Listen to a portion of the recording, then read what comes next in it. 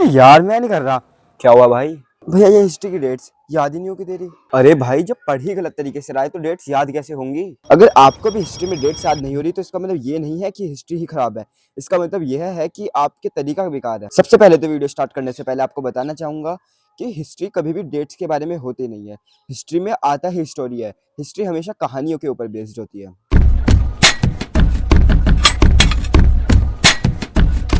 तो अगर आप पहली बार मिल रहे हैं तो hi everyone, I am Akshit Singh, just first class 10th and started this channel with the motive to help you all in your class 10 journey. तो हिस्ट्री में अगर डेट्स रटते रह जाओगे तो कुछ नहीं होने वाला, क्योंकि डेट्स याद नहीं होंगी, चैप्टर समझ नहीं आएगा।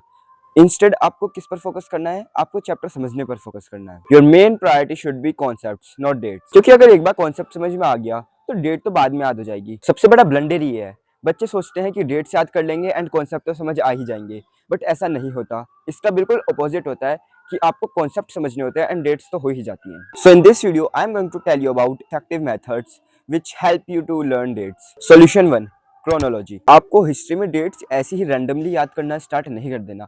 आपको स्टोरी समझनी है एंड स्टोरी को क्रोनोलॉजिकल ऑर्डर में समझना है, यानी कि एक इवेंट के बाद कौन सा दूसरा इवेंट हुआ। अगर आप ऐसे इवेंट बाय इवेंट याद रखोगे तो आप इजीली डेट्स को याद कर पाओगे। Solution number 2, addition subtraction. Addition subtraction में हमें क्या करना होता है? हमें कोई भी एक रेफरेंस डेट याद करनी होती है। जैसे मैंने पिछले वाले सॉल्यूशन में ही बताया, जब भी आप क्रोनोलॉजी में ऐड करोगे तो बस अब आपको कुछ नहीं करना, आपको एक रेफरेंस पॉइंट पकड़ना है। जैसे मैंने बताया था 1915, उसमें बस आपको ऐड करते चलना है कि मैंने इसमें एक ऐड किया, ये इवेंट हुआ, इसमें दो ऐड किया, ये इवेंट हुआ। तो आप इजीली चीज़ों को रिमेंबर कर पाओगे, क्योंकि ऐसे करके आपका माइंड इजीली कर पाएगा। अगर आप रैंडमली करोगे तो कुछ याद नहीं रहने वाला। Third solution, not all dates are important. सबसे बड़ा बात ही ये है कि बच्चे सोचते हैं कि सारी डेट्स रट डालें। सारी डेट्स इंपॉर्टेंट नहीं होती।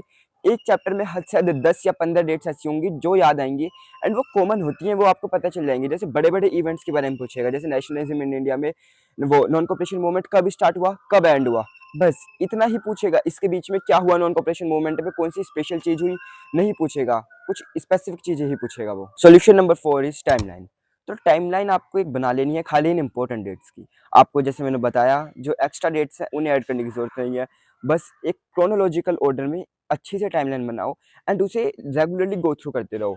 रेगुलरली का मतलब ये नहीं है कि आप डेली ही करो, बट हाँ ये है कि जैसे आपने एक बार चैप्टर पढ़ लिया, बेशक आप उस पूरे चैप्टर को रिवाइज नहीं कर रहे, आप उस टाइमलाइन को देखो एंड उस टाइमलाइन से ही अगर आपने वो क्रोनोलॉजिकल ऑर्डर में अच्छे से बनाई है तो आपके बहुत 90% चैप्टर कवर हो जाते हैं हिस्ट्री में, क्योंकि आप उसी के थ्रू अच्छे से रिकॉल कर सकते हो। Solution number 5 is grouping dates of 1 year. एक साल में जितने भी इवेंट्स हुए हैं आपको सबका एक ही साथ लिखना है। ऐसा नहीं है कि आप बहुत अलग अलग लिख रहे हो, आपको बार बार गो थ्रू करना पड़ रहा है।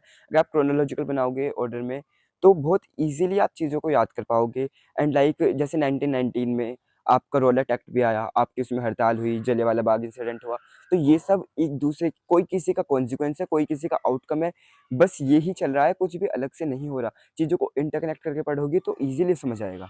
सॉल्यूशन नंबर 6, चीज़ों को सेल्फ रिलेट करो। आपका कभी भी बर्थडे आता है, फॉर एग्जांपल आपका बर्थडे आता है 10 मई को, एट 10 मई को पहले भी कुछ हुआ है, तो आप इजीली उसे कनेक्ट करो, आपको याद रहेगा। या फॉर एग्जांपल अब आप 2027 में पेपर दोगे, बट आप जाओगे कि आप 50 साल पहले गए, इसमें आपने इसमें से -50 साल किया एंड उस ईयर में कुछ हुआ है, या आप 100 साल पहले गए तो 1927 को कुछ हुआ था, तो आप इजीली उसे याद कर पाओगे।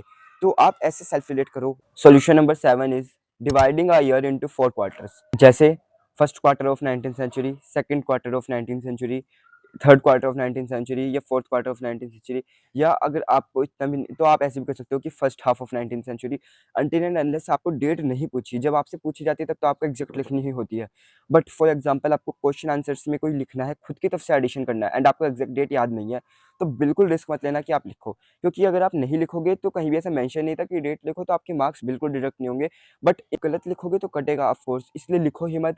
आपको अगर जस्ट लिखना भी है तो आप रेफरेंस दे सकते हो कि फर्स्ट क्वार्टर में हुआ, सेकंड क्वार्टर में हुआ। बाकी कमेंट्स में बताना कि आपको और किन किन टॉपिक्स पर वीडियो चाहिए, एंड ऐसी और अमेजिंग वीडियोस के लिए सब्सक्राइब कर लेना। बाकी तब तक के लिए पढ़ते रहो, हेल्दी रहो। Thank you.